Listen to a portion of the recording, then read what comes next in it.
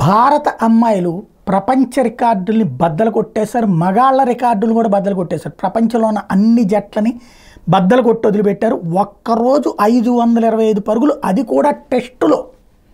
Test మ్యాచ్లో 98 ఓవర్లలో ఒకే రోజున 525 పరుగులు చేసిన రికార్డు ఇంతవరకు ప్రపంచ చరిత్రలో ఈ క్రికెట్ పుట్టినప్పటి నుంచి ఎప్పుడూ లేకపోవడం అన్నటువంటిది కీలకం.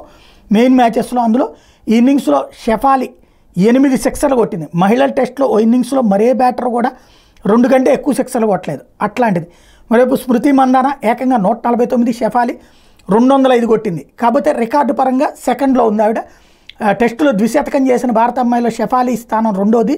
మిథాలీ రాజ్ అంతకుముందు 2002లో ఇంగ్లాండ్ మీద 214 పరుగులు చేసింది. ఈ దఫా షెఫాలి సెకండ్ ప్లేస్కి వచ్చింది. అట్లాగే డబుల్ సెంచరీకి షెఫాలి ఆడిన బంతులు 194.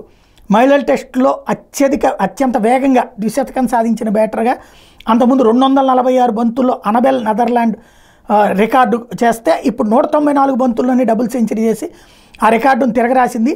113 బంతుల్లోనే సెంచరీ చేసింది షెఫాలి. ఇది వేగవంతమైన శతకం రికార్డు. ఇది 1984లో బ్రిటన్ 137 బంతుల్లో చేస్తే ఈ దఫా 113 బంతుల్లోనే చేయడం ద్వారా ఆ రికార్డుల్ని తిరగరాసినటువంటి పరిస్థితి. అలాగే దక్షిణాఫ్రికాతో టెస్ట్లో తొలి రోజు భారత్ చేసిన స్కోరు 525. టెస్ట్ క్రికెట్ పురుషుల మహిళలు ఇద్దరిది గడిపి చూసినా సరే అది పుట్టాక చరిత్రలోనే మొదటి రోజు అత్యధిక పరుగులు చేసిన జట్టుగా భారత మహిళల జట్టు నిలిచింది.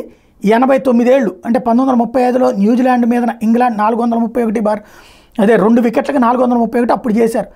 ఆ రికార్డుని బద్దలు కొట్టి 525 చేయడం అన్నటువంటిది సంచలనమైంది.